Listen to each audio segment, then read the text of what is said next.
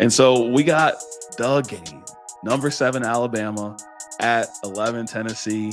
We're filming this right now on Tuesday, and I think this day 2 years ago, Tennessee took down um, Alabama, if I'm not mistaken. But it's a new day, it's a new week, it's a new year, it's a new SEC podcast, and we got a big one. So, what are your thoughts on this game, and what should the headline be here?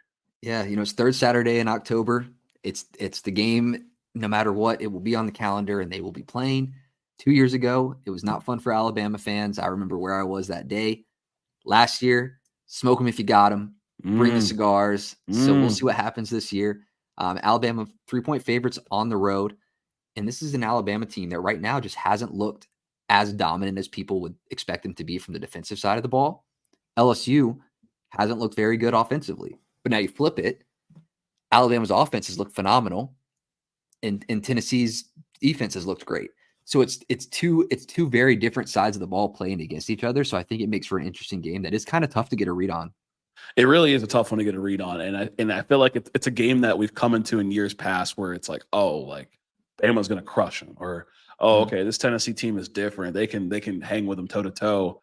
And if you asked me 3 weeks ago what I thought about this game, I was like, oh, these are two heavy hitting teams coming at it. Like this is going to be like the duel, right? Now they have number 7 on their name. Alabama lost to Vanderbilt, and Tennessee, they got a loss, a couple weeks ago against Arkansas. These are still two strong teams. Yes. The major strong points for each team is going to be, like you said, Alabama's offense. Throw away last week's game with Jalen Milroe. We get mulligans, right? Guys get to have bad games. This Alabama offense is extremely high powered. It's top 5 in the conference in scoring. We don't talk enough about the rushing game with Justice Haynes and Jam Miller, who are very efficient. And then for Tennessee, this defense is top 5 in the nation. So they just got the blueprint from South Carolina on what to do. And it'll be interesting to see kind of what they do with their weapons, obviously minus Keenan Pili. Yeah. And that's where I think I want to take it is without Keenan Pili, defensive captain, linebacker, tackle leader for Tennessee, who's been so solid at run stopping. This is a game where we've heard it from the Alabama coaches in press conferences this week that they're looking to get those running backs more involved. They need some more touches. They're running hard. Milroe still running hard as he is. And now you have your roaming linebacker that's making those plays out. I think this is a game where Alabama's run game is going to step up a little bit because Tennessee is going to challenge them with the pass rush to complete passes downfield. Ryan Williams got locked down last week, and the offense seemed a little unsteady at moving the ball efficiently down the field. Tennessee is going to get pressure there before those plays develop. Right. The run game is going to be huge for Alabama in this one. It's going to be a massive piece for this game, and it's going to ultimately determine kind of how the game flows. You talked about it with Ryan Williams. What do you think you need to see for a bounce back game for him, or if you were in the coaching room, what would you call for? Yeah, and I think it's running the ball. I think it's running the ball with your backs because you need to open up those plays, bring the safeties down, let him get open downfield without that safety over the top coverage. I think if Alabama can run the ball efficiently, then the offense is well-rounded. Yep. Now, I don't think that's the key to the game for them because I think Alabama's defense is fine. I think last week was a bad showing, but I think Alabama's offense is fine. Yeah. So I think that they will open it up a little bit more in this one. Absolutely. And, if I'm an Alabama fan of this team and the strength of Tennessee has been on the offensive side, the rushing game, right? Dylan Sampson had 3 touchdowns last week, a major piece for them beating Florida, them being Tennessee. And this has been one of the main drawbacks to Alabama's defense this year has been their rush defense, right? In some of these games. And so it makes you wonder, does Bama's defense have an answer for someone like Dylan Sampson, best running back they'll have faced this year? Yeah. And I think slightly. I think Dylan Sampson is a guy that contain. You can't stop him. You hope to contain him.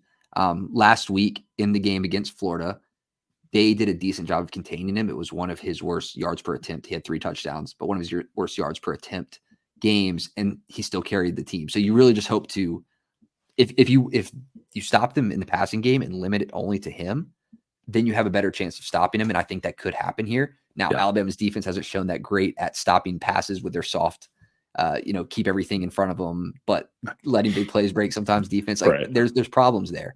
But that being said, what Vanderbilt was able to do from a rushing side, what South Carolina was able to do from a rushing side was was contingent on their quarterback being an excellent playmaker as well. Yep. So Pavia was making plays. I mean, really, Lenore Sellers, aside from the fumbles, he was getting away from sacks, breaking tackles, making plays downfield with his legs. Yeah. I don't think that right now, where this offense is at for Tennessee, that they have that offensive playmaking ability from their quarterback to open up the running game and to be a runner himself efficiently. Right. And at least it's not what we have seen the past couple of weeks, the way they have been trending. Does he have the ability? Yes, absolutely. Right. Like I'm not playing for Nico, but what we have seen has not necessarily lended to, being optimistic on what he can do in the air and what he can do on the ground to complement this historic season that Dylan Sampson is having. For Alabama, would want to see, just like we talked, I'll go back to the offense. We want to see just a little bit more of improved performance in the passing game. And this is a good opportunity, like we talked about, to get Ryan Williams involved. But not kind of beating the drum here. What's your overall thoughts and just like the final keys for this game? Yeah. So final keys, and we didn't talk a whole lot about Alabama's defense because we kind of wore it to death in the last episode about the problems they have. Everyone knows it. I think you have to bring some unique blitzes to this game, put some pressure on Nico. He is a good quarterback. I feel like I haven't talked enough about how good Tennessee is in this because they are a good team. They're having a rut moment in this offense right now. Mm-hmm. If Alabama wants to win this game, they need to continue that pressure on him. The O-line has been letting guys run at Nico from time to time. 3.3 sacks in their last 3 games per game in their last 3 games. So it's in the bottom half of the country for that. So put some pressure there, bring some unique blitzes like they did against South Carolina. If you're Tennessee, you need to start stringing together some passes. Get your playmakers involved. You have receivers that haven't really been able to show what they're capable of. Right. You mentioned Thornton in the last episode. I think he could be a guy in this game that if you can get him going, you can start opening up the game for Dylan Sampson a lot more. Yeah, I'm right in agreement with you, especially just getting Dante Thornton involved and really helping open up that running game. And for Tennessee, I think they're the team that has to come out with the punch first. They're at home. Obviously they're not favored, but I think that they have to come out with the punch first. Bama has proven to be vulnerable the past 2 weeks. The pressure is on them to say, okay, if we're a legit team, we should be able to play Bama better than South Carolina and better than Vanderbilt, right? So in a way, I feel like the pressure's on them, even though they're the lower ranked team, being number 11 overall. I like Bama in this game. I think the tide turns back. We might not get the Bama blowout team of years past, but I do like them in this game. 38-24. Okay. All right. 14 points there. I like it. I mean, I think for Tennessee, they're going to get guys on Jalen Milroe often. I think they have the ability to pass rush like we saw in South Carolina last week with free runners at the quarterback. Alabama has too much playmaking capability. I think from an offensive standpoint, Tennessee may struggle to score at times. I like Alabama 30-20 here on the road. It's not coming from my heart. I mean, it might be a little bit, but I think that Tennessee missing some pieces, with Peely on defense will hurt them in stopping the offense.